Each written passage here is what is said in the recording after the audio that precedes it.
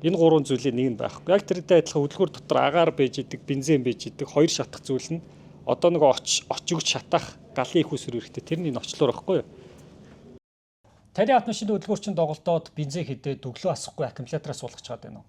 Эдгээр асуудлуудын гол үндсэн шалтгаануудын нэг бол орчлуур гэж байдаг. Өнөөдөр Түмээ бит хоёр маань орчлуурын тухай та бүхэндээ мэрэгжлийн зөвлөгөө хүргэх гэж байна. Ер нь орчлуур яагаад моддаг вүлээ Түмээ? За орчлуур гэдэг бол ерөөсө хөдөлгөөрийн тустай адилхан ерөөсө цаг хугацаатай илэгддэг, хорогддог гэдэг анги байна.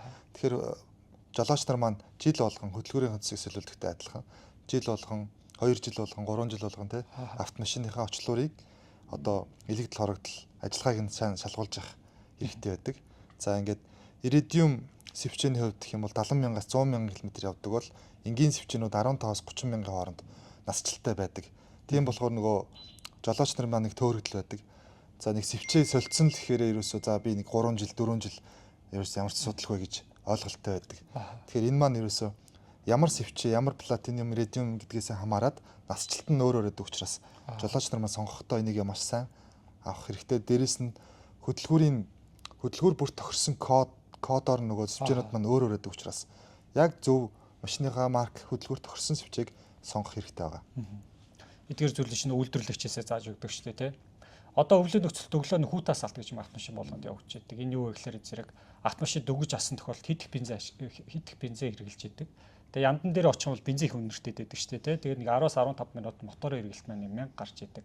Энэ маань бол хэвийн үзэгдэл шүү дээ, тий. Хэрвээ яг мууц очлууртай хүн бол асахгүй одоо гачаатсаар байгаад нэг аккумулятороос суулгачаад байдаг асуудал гардаг. Тэгээ үүнээс болж нэг баяжин гэж нэг хүмүүс зүйл ярьдаг. Энэ маань бас орчлуур маань нууд бас ингэдэг байна.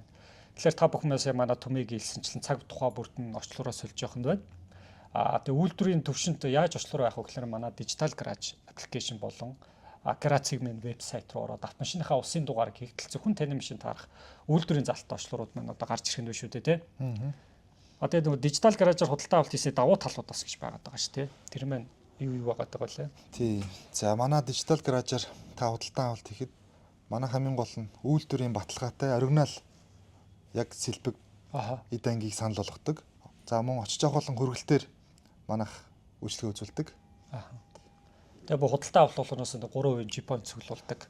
Нэг давуу талтай байгаа. Та бүхэн тэр 3%-ийнхаа худалдаа авалтынхаа оноогоо дараагийн худалдаа авалтан дээр ашиглаж болдог. За одоогор бол манай дижитал гараж аппликейшн дээр Brisk бол Redix гэдэг хоёр орчлуур байгаа шүү дээ, тий. Brisk орчлуурынхаа тухайд нэг товчхон тайлбар өгөөч. За Brisk орчлуур нь бол Чех улсад үйлдвэрлэгддэг.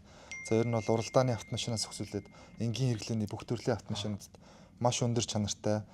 За материал болон электрод тэ бүх төрлийн үзүүлэлтүүдээр одоо дэлхийн олон улсын стандартуудыг бүгдийг хангасан ийм чанартай орчлуур байгаа. За Redix гэдэг орчлуур маань бас мөн Герман улсад үйлдвэрлэгддэг маш том сэлбэгийн брэнд.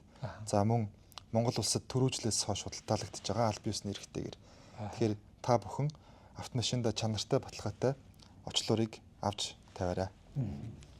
Эдгээр орчлуурууд маань бүгд 6 хүртэл баталгаатай хугацааг бид нар олгож байгаа. Тэгээ Монголд одоо худалдаалагдаад Brisk бол нийлээ одоо худалдаалагдсан, Redix бол 1 жил гаруй худалдаалагдаад одоо ямар нэгэн гомдол санал ирээгүй гэдгээр бас давуу талтай. Тэгэхээр Монголын нөхцөл туршигдаж шалгагдсан гэсэн үг л дээ. Тэгэхээр та бүхэн найдвартай яг оригинал бүтээгдэхүүнийг дижитал гараж аппликейшнээс нь худалдаа аваарай. Тэгээ машиндаа санаа зовлтгүй жагаж олоодорой. За зөвлөгөө өргөсөнд баярлалаа. Баярлалаа. Асуух зүйл байвал та бүхэн маань коммент үлдээгээрэй. Баярлалаа, баяртай.